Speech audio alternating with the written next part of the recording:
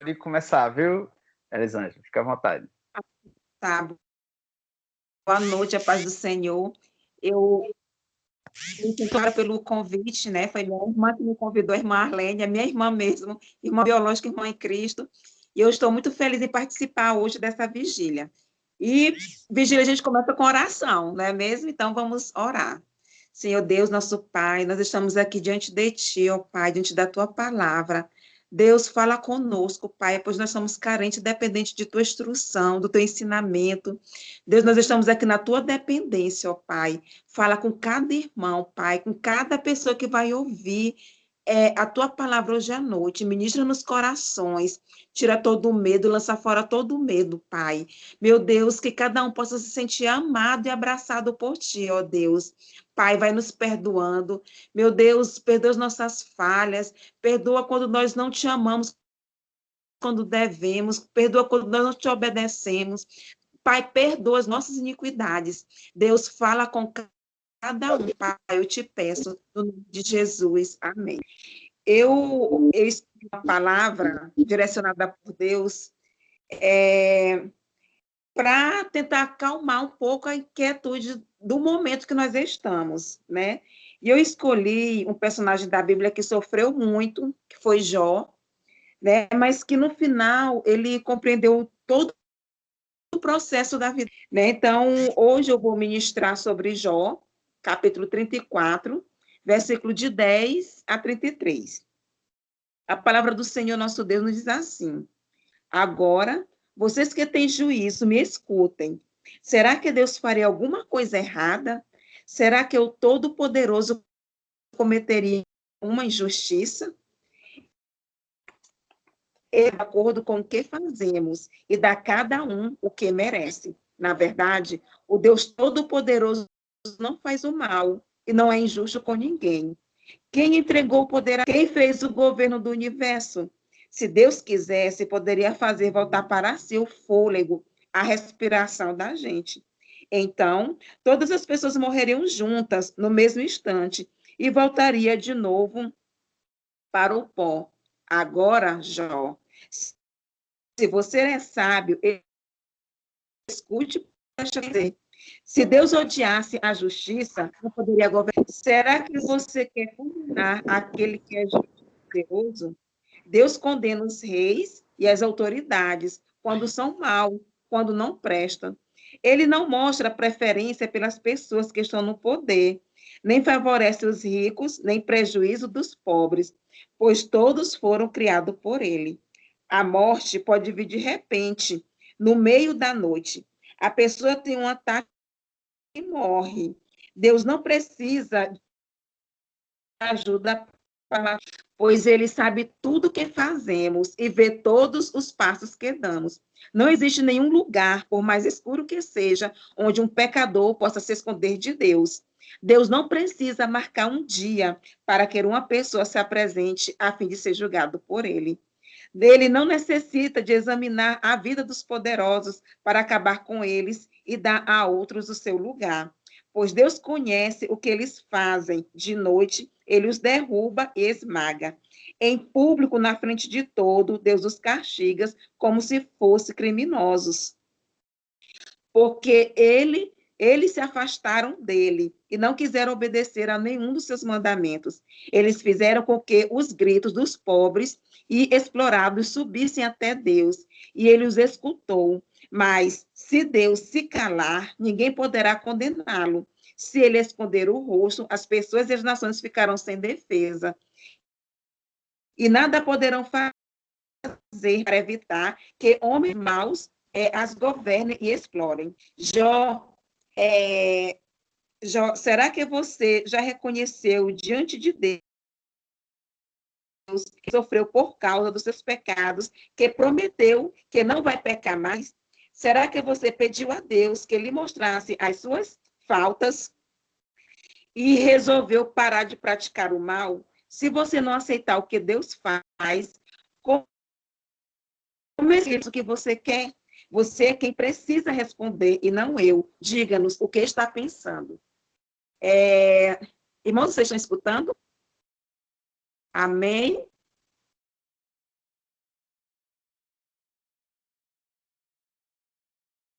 Estamos ouvindo Amém. bem. Continuar. Que bom, glória a Deus. Hoje é uma pergunta recorrente, tanto no meio cristão como não cristão. Se Deus governa, se está tudo no governo de Deus, por que que aparentemente está tudo fora do lugar, né? Isso é uma pergunta desde o início dos tempos, né? Se Deus governa, por que a injustiça? Se Deus governa, por que que ele tolera o sofrimento? Por que tem guerra? Por que que tem homicídios? Por que que tem infanticídios? Se Deus governa mesmo, se nada sai do controle dele, porque a doença é maldade, corrupção, mesmo existindo um Deus que governa para tudo e todos, por que que existem tantas coisas ruins que acometem os homens anos a anos e séculos a séculos? Né? Para responder essa pergunta, nós temos que retornar a Gênesis, no início de tudo. É interessante que quando Deus criou o homem, criou tudo, ele criou por último o homem. E lá no Jardim do Éden, Deus colocou o homem. E no Jardim do Éden tinha a árvore do conhecimento do bem e do mal. E Satanás, ele já rodeava o casal que Deus tinha colocado ali. A gente percebe, quem acredita na palavra de Deus, nós percebemos que Satanás ele estava ali, a árvore do bem e do mal estava ali, mas Deus havia o governo de Deus sobre a vida de tudo funcionava às mil maravilhas, tudo era perfeito. Mas no momento em que o homem desobedeceu a Deus, quebrou o preceito de Deus, nós passamos a disputar o governo e Deus nos deu livre-arbítrio. A palavra diz que ele bate, né? E se nós abrirmos, ele vai entrar. Se nós dermos o governo da nossa vida para ele, ele vai governar. Porque lá no Salmos 23, ele diz que o Senhor é meu pastor e nada me faltará. Né? E Jó, nesse capítulo 34, aqui, há essa interferência de Deus na vida do homem. E Jó, ele reconhece que é um Deus soberano, é um Deus poderoso, que o governo está na mão dele. E é um certo momento que Jó começa a se questionar, ele questiona Deus. E o amigo dele vem e, tipo, assim, traz ele para a real. Ele disse, Jó, o que é isso? Você acaso está questionando o governo do todo soberano? Quem deu o governo para ele? Né? Então, assim, Deus ele tem um governo de tudo e nada escapa das mãos de Deus. Né? E por que é o mal? Por que que Deus permite o mal? Eu volto a falar, quando o homem obedecia a Deus, lá no jardim, antes da entrada do pecado, antes da desobediência, o homem não adoecia, o homem não morria, né? O homem trabalhava e não se cansava, então tudo era perfeito. Deus fez um mundo perfeito, um jardim perfeito, para o homem que obedecesse a Deus. Mas aí você pode pensar, irmã, mas certo, houve o pecado, mas Jesus não veio para nos trazer salvação, ele não veio para trazer, para que as nossas dores, ele tomou nossas dores, sim, mas eu acho interessante que Jó, né, que é considerado o primeiro capítulo da Bíblia, no versículo 31, ele responde isso aí, ele diz assim, Jó, será que você já reconheceu diante de Deus que você sofreu por causa dos seus pecados e que prometeu que não pecar mais? Né? Quantas vezes nós cometemos pecados, nós falamos para Deus que não vamos pecar mais e nós caímos no mesmo delito. É interessante que aos nossos olhos nós não pecamos, né? Por exemplo, eu vou dar um exemplo assim bem corriqueiro. Quem nunca passou no sinal vermelho? Outra, assim, algo mais comum, né? E ali a gente acha que foi só uma infração, é só uma contravenção, é um pequeno delito, né? Mas é uma quebra de preceito, é uma quebra de lei, né? Então, quando eu quebro o preceito, tanto de Deus como dos homens, abro a porta para que haja uma sanção sobre a minha vida, né? Então, essa sanção, ela vem. A palavra de Deus diz que quando Deus ele nos castiga é porque nós somos filhos. Ele só castiga os filhos. Ele diz que aquele que está sem castigo não é filho. É interessante que nós achamos que quando nós somos acometidos por alguma moléstia, alguma desventura, alguma notícia mal, nós achamos que Deus não está conosco. Mas Deus sim está conosco, né? E a maior prova de amor que Deus nos deu foi quando ele enviou o seu filho. Ele enviou seu filho. Lá no livro de João 3,16, ele fala, porque Deus amou o mundo de tal maneira que deu seu filho unigênito para que todo aquele que nele crê não pereça, mas tenha vida eterna. Né? No livro de Jeremias 31, versículo 3, ele vai falar que com amor eterno ele nos atraiu. Então, o governo de Deus, sim, está aqui nessa terra, nada saiu do controle dele. Agora, os nossos atos, as nossas atitudes, as nossas convicções, é que nos afastam. E Deus, ele não prometeu que nós não teremos aflições nesse mundo. Ele não prometeu a eternidade aqui na terra. Ele lá no céu. Ele disse que ia preparar lugar para nós, para que onde ele estivesse, nós estivéssemos também, né? Então, a gente não pode pensar que não há um governo, que está tudo fora do controle de Deus. Há um salmo de Davi que ele expressa muito bem isso, que ele diz que poderia os montes se transportarem para o mar para os montes, mas nada ia abalar a fé dele em Deus. E nós estamos vivendo num momento que nós achamos que o crente não sofre, o crente não adoece. Nós estamos vivendo um tempo de uma teologia da prosperidade, prosperidade terrena, prosperidade de coisas perecíveis, que Deus não prometeu isso para a gente.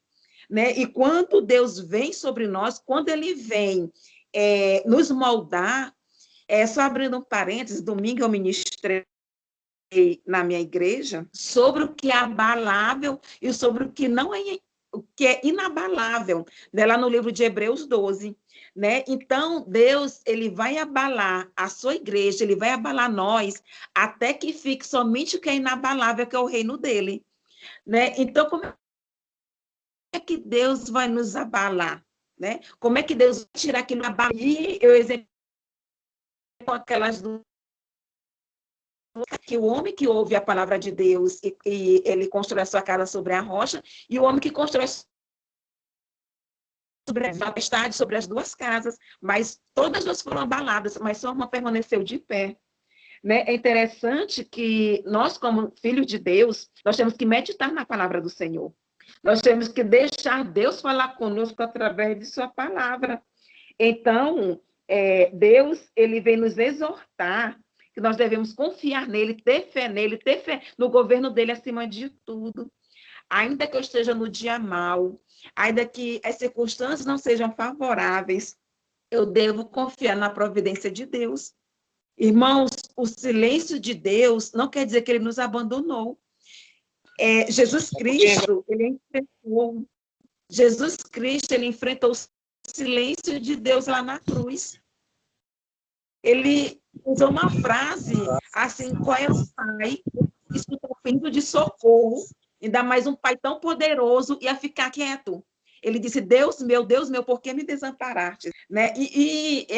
Voltando um pouquinho, quando Jesus é o verbo encarnado, ele estava pedindo para que passasse dele esse cálice, a palavra diz que veio um anjo e o consolou. Né? Então, Jesus, ele teve que passar pela cruz, por nossa causa, por minha causa, por causa de quem está ouvindo. Então, nós não podemos pensar que Deus não nos ama. Nós não podemos pensar que está tudo fora do controle. Nós não podemos pensar que Deus está lá no céu e esqueceu de nós. Deus, ele é conosco. Deus, ele nos prometeu a eternidade. Deus, ele nos prometeu a salvação. Ele prometeu para mim, para você, para todo aquele que nele crê. Então, nós criados por Deus, nós temos que ter essa natureza de filho, né? Eu acho interessante que o filho pródigo, ele não tinha entendido que ele tinha essa natureza de filho. Olha qual é o pensamento dele quando ele volta para a casa do pai. Pai, eu quero ser teu servo. Mas a palavra de Deus diz que nós temos espírito, o espírito da adoção que Deus nos deu. Nós não temos mais aquela condição de servo, porque o véu do templo se rasgou. Então, nós temos a condição de filhos de Deus, né? E o filho pródigo, ele não tentando chegar na casa do pai, ele disse, pai, pequei. Ele já vinha todo ensaiando o discurso, mas quando o pai olha para o filho, que ele diz, tragam a melhor roupa, tragam a comida, porque ele não é servo, ele é filho. E nós somos filhos de Deus. E o Todo-Poderoso, ele não comete injustiça conosco, né? É certo que Jó falou que ele nos dá aquilo que nós merecemos. Se nós estamos merecendo repreensão, Deus vai nos repreender, né? Agora, se nós estamos fazendo algo que agrada a Deus, é claro que ele vai alegrar nosso coração, agradar também nosso coração. Às vezes, nós estamos vivendo um dilema igual Jó viveu, nós não estamos entendendo o agir de Deus. Né? Quando, por exemplo, nessa pandemia, irmãos, os servos do Deus estão indo no céu. Elas vão morar no céu. Deus está tomando elas para si. A palavra diz que preciosa é a morte dos meus servos. Não estão tomando para si. Então, Todo-Poderoso, ele não comete justiça. Nós sim cometemos, mas ele não. Ele não procede maliciosamente. Ele não perverte o juízo, né? Ele tudo que ele faz é bom, é leve, é perfeito, é agradável. Nós que resistimos à vontade de Deus, né? Então, o fato de nós passarmos por provações não significa que Deus não nos ama, né? O fato de nós passarmos por provações não significa que nós temos um Deus indiferente, um Deus que não se importa. Mas nós temos um Deus, sim, que desceu do trono dele, se tornou carne, habitou entre nós e morreu por nós. Nós temos um Deus que nos atrai com laços de amor, de benignidade, ele nos atrai. E o fato de Deus nos amar não significa que nós não vamos sofrer. Nós podemos até entrar nesse dilema, Deus me ama ou não? Deus está no governo de tudo ou não? Mas quando nós lemos a palavra, nós percebemos que Deus sim, do início da criação, Deus nunca perdeu o governo, nem da minha vida, no governo do Brasil, no governo das nações. Quem coloca o homem, quem dá poder para o homem é o Senhor.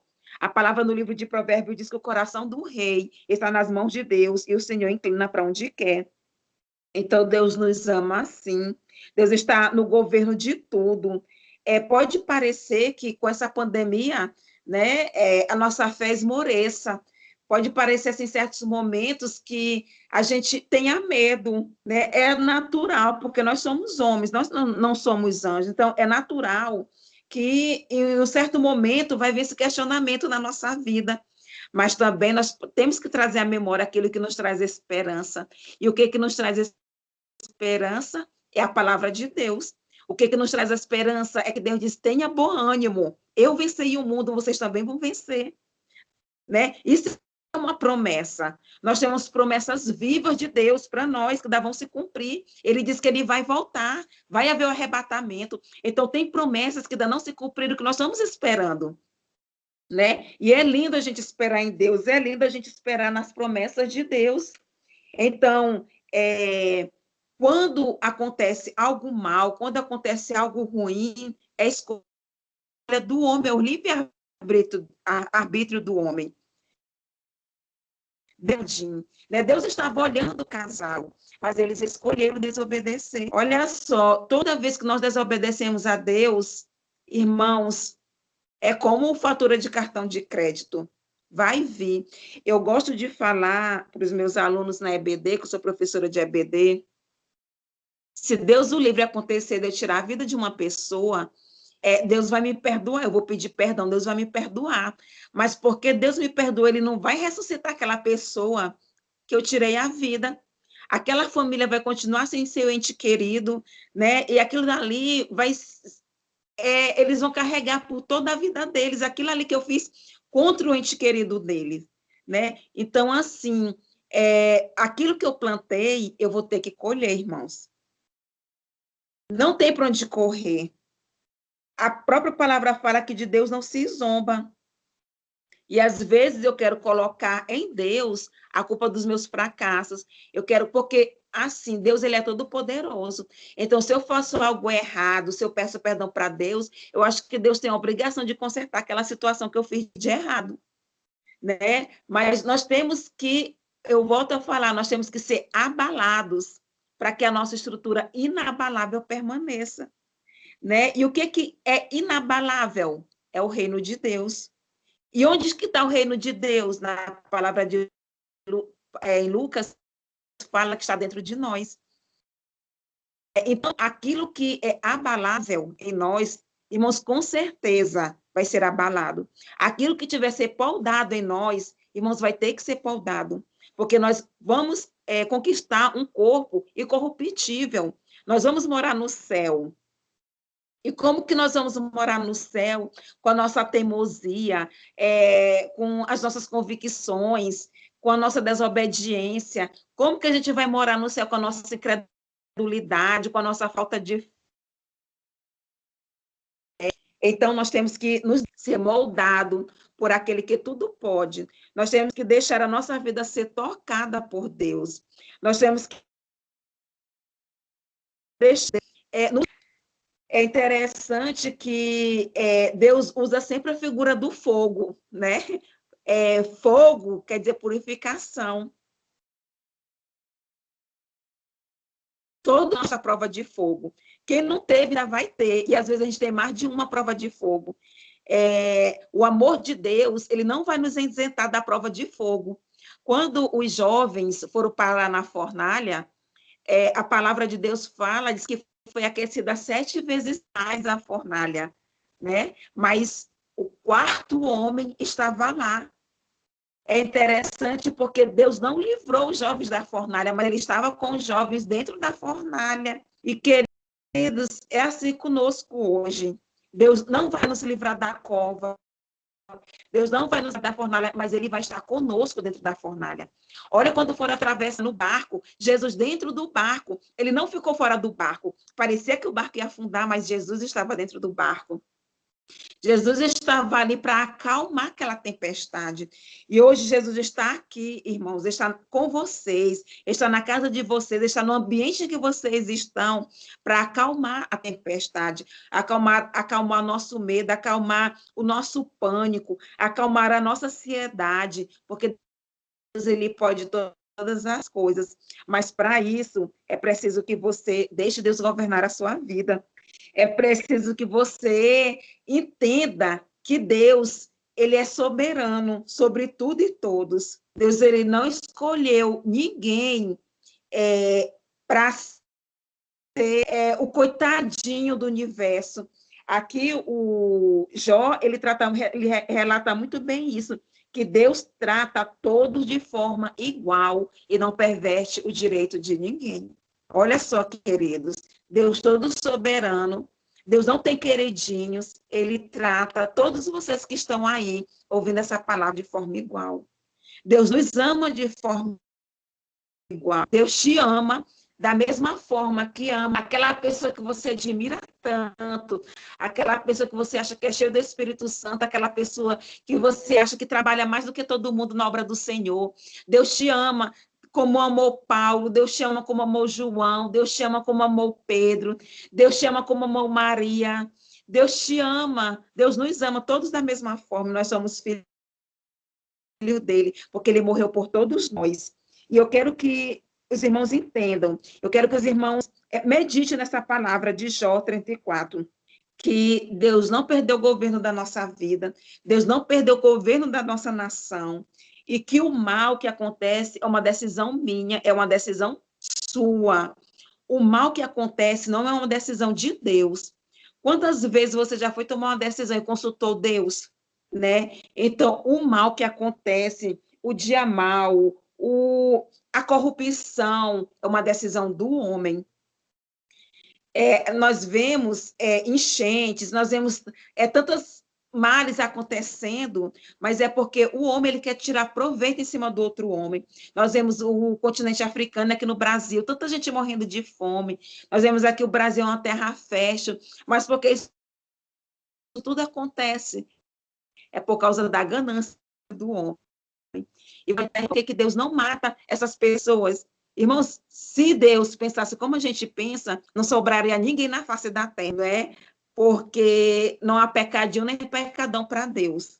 Né? Deus trata os pecados de forma iguais, a não ser a blasfêmia contra o Espírito, né? Que tem um tratamento diferenciado, mas se não for, Deus trata os pecados de formas iguais.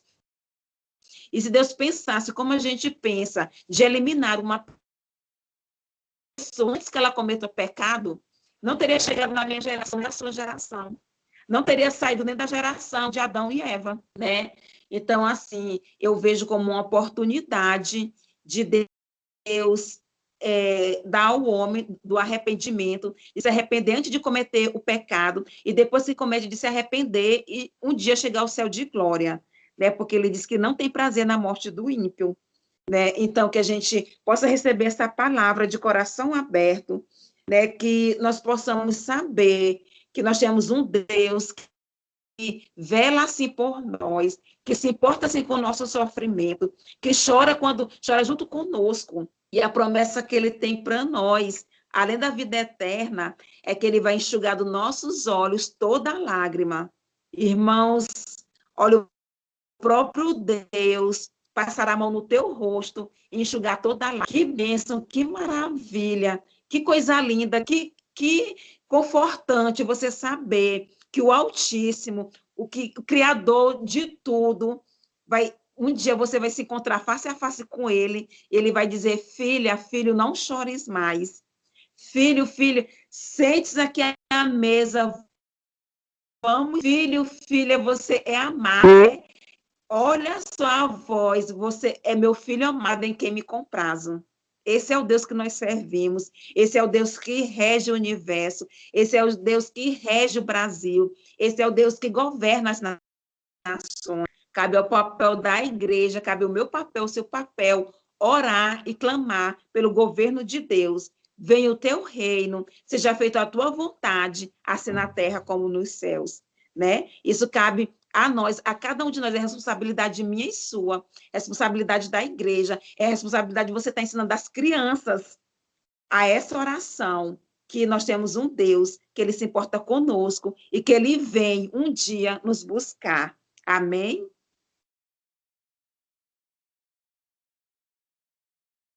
Amém, amada. Palavra maravilhosa, vinda do trono de Deus para as nossas